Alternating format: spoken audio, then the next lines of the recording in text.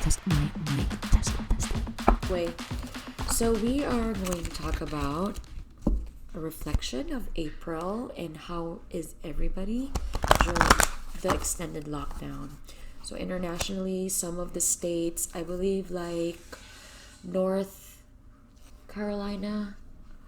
I had a friend who texted me and she said that they are lifting the lockdown quarantine today. So now her and her husband can finally go out, see her hairdresser, things like that. We don't have that in Vegas. That's not currently happening. Also, my family and my brothers in the Philippines, I think, has an extended quarantine lockdown. Anyway, so for today, we're going to talk a little bit about a little bit of goddess guidance. I'm sure some of my friends and followers and viewers are familiar with this. I would like to start with a little guidance from the goddess, whoever we get to pick. And I'm just going to have that for maybe a little bit of guidance for what I'm going through right now. There's a lot of self-reflection that I will share with you. So, without further ado, let me pick a card and I'll share it with you. Oh gosh, okay. Mother Mary.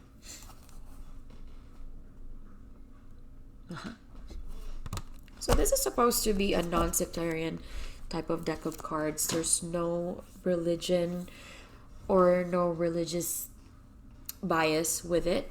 It's just a bunch of goddesses, and you have a question, you pull a card that may be applicable to a moment in your life.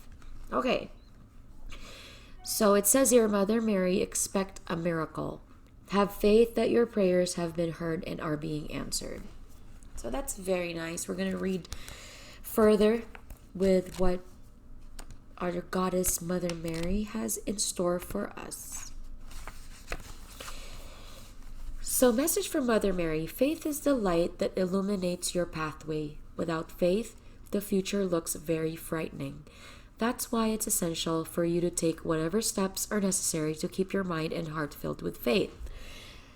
Please don't give up hope or yourself or other people. Keep the candle of faith burning within your soul, as that one small inkling of hope can eradicate the darkness of despair. Be the light that eliminates someone else's gloomy hopelessness as well.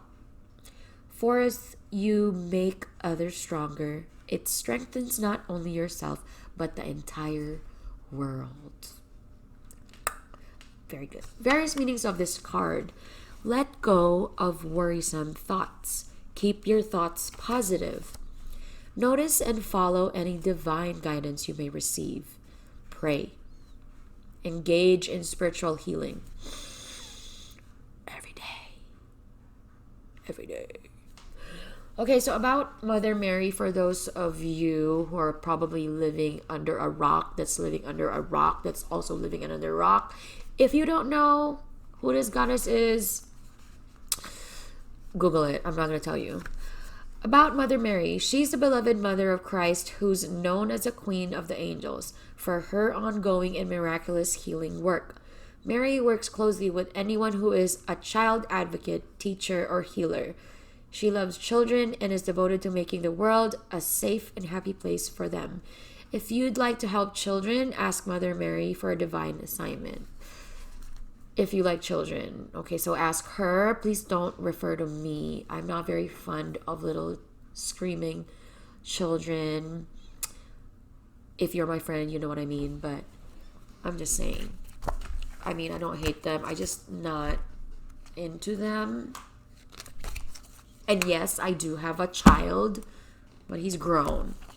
So let's not even go there. Anyway, getting back to our reflection for April. As you know, it's already May today. And for you that are still in kind of like the twilight zone of the lockdown, I want to remind you, in case you need to hear this, It is May 1st. Okay.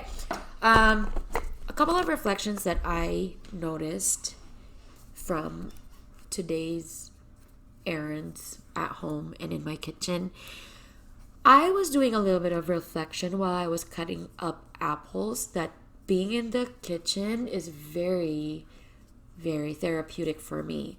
I was chopping some apples because I recently borrowed a juicer and I've been just juicing everything. I like juicing the celery, so I was doing that, which is the kind of like the fad from last year. But for me, I wanted to kind of heal my skin. I have like contact dermatitis. It's not good, but I'm trying to heal that by drinking celery juice. But also, we tried to, instead of buying raw apple juice or store-bought apple juice, I was like, you know what, let's juice this. So we bought 3 pounds, 2 3-pound bags of apples, and we have been trying to juice them. So if you're about to try this or you have tried this, I noticed that it's very concentrated. It's very, very sweet. So in a 1/4, okay, let's say you have maybe like a gallon and you filled it up like a third of it or like a fourth of it, fill that shit up with like all the way water. Fill it up with water, dilute that shit. You don't want to be drinking pure concentrated apple. It is too freaking sweet. It's like pure sugar. Your blood sugar will like raise up and you don't want that. You don't want to like have a heart attack from that or like faint because it's too damn sweet. But it's also like I noticed that it's very good instead of buying the store bought like golden brown apple juice. That's probably, you don't know where that came from. So it's better that if you can do it, it's very tedious, but it's very therapeutic. So that was my reflection. I was cutting apples and I was thinking to myself, this is like really therapeutic for me. It's like very calming. I like it. I mean, because we have the time to do these things, the time to kind of discover yourself of what you're kind of into, and it gives you that like routine of a process and having like a quiet mind while you're chopping, while you're cooking. And I know a lot of people are like posting stuff online and it's nice, it's encouraging and motivating. Some people probably are pissed off because all of a sudden like people are now baking or people are now like, I get it, but people are now discovering like what they can do with their free time while they're at home. So because we are going out less, there's no going out to eat, going out to do like activities with group of people. So it's time to discover that. Like, what if you're like a really good baker, or what if you're a really good like cook, or what if you can learn how to sew your own clothes and make clothes out of it. It's just like a really good time to discover these skills that you probably have hidden inside of you. That's one of my reflections for this whole April. I also want to talk about, I am wildly known to be an extrovert, and I discovered my inner introvert. Because of this lockdown, it made me practice how to be without people, and I can deal without being in large crowds anymore. I kind of like prefer it, but I won't say that I'm a real introvert. I think it would like mess me up if I got offered to just work from home. I don't think I can do that. I still would prefer to always meet people and be around them, but this is not so bad. I thought I was panicking in the beginning, like, oh my God, I will be like in prison or something and I'll be stuck here with my child, and just stuck here with like my spouse like forever. I mean, she's still working, so that's fine. It's great that she is, because then she gets to go out and I get to stay home and do all kinds of like activities. So it worked out. It's not that bad. Another thing about what I've reflected about April, I've always been all about decluttering, the KonMari method, all that being minimal. But it has taken it to the next level. So, because of all these, when you declutter and you take out stuff that you don't need, you are basically inviting new things that need to be in your life that's meant for you. So if you have so much stuff, let that shit go. You're not using all that. I have like a little storage room here in the balcony, but it's like a room, but which with Christmas decor and stuff like that. But if I don't use it, I declutter it. I take it out, because you accumulate new stuff. You can see new things coming into your life that you are currently using. There's an example of like my large jewelry box that I'm not using anymore, so I let that go. I used to do a lot of photography with all my lenses and things like that. I took it out because I'm not using this large camera bag, and it's on OfferUp right now. So those are like the things that little by little, not a lot of things are accumulating anymore in my life.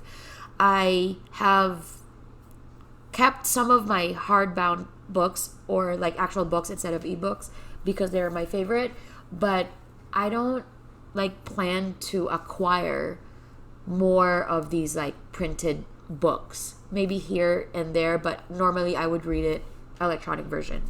So decluttering is one. And then this reflection is about the time to contemplate of a lot of things anyway. So that was my, like, to end, one of my true reflections is that it has given me the time of stillness, the time to imagine, be creative in your head, being replaced over paranoia and fear and doubt. And I'm not gonna tell you that it's perfect like that every day, but it's been a type of awareness that I have for myself that these things are normal. You will feel anxiety, you will feel stressed out, you will have moments that you're just like fucked in the head, you're just like out of it, and you will pick up a glass of wine, maybe down a bottle, but it is one of those things that you wake up and it's not okay every day. You're not okay every day, and then you just want to chill, eat Cheetos and drink a lot of wine. But there are days that are good. There are days that I would record this totally spontaneous and just like no script. So I'm just laying it out there for you, but it is a time to contemplate and reflect, and it has given me that time and space to choose between, will I be scared and paranoid? Will I be so stressed out and just lashing out at home, or will I put it to good use? And so that's the reflection from me, of the whole April, and I hope that you can maybe find it in yourselves that you have that moment too. What am I bringing out of this quarantine? What am I learning out of it? What have I kind of produced out of it? Or what is your core values of like, if this didn't happen, what can I get out of it if it didn't happen? But it did, and it's happening, and obviously everybody has this thought of like, what did I get out of it? Like, what did I do? I mean, did I actually just like watch Netflix? Did I just like burn through and binge watch all of Ozark? Which I did, but I controlled. So to end our little episode, and me sharing, blabbing to you guys, I wanted to share a little quote. Punk is musical freedom. It's saying, doing, and playing what you want. In Webster's terms, nirvana means freedom from pain, suffering, and the external world. And that's pretty close to my definition of punk rock. From my granddaddy, Kurt Cobain.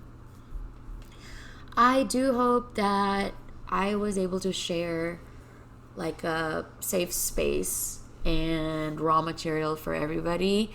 And happy May 1st. Stay safe, everybody. Again, thank you so much, friends, for joining us in the Bad Bitch Meditation with your Bad Bitch Meditator, Tony. You can follow me, like and subscribe. It's going to be at My Life Coach Tony on Facebook, Instagram, and Twitter. Again, thank you so much for joining me today. I'll see you next time.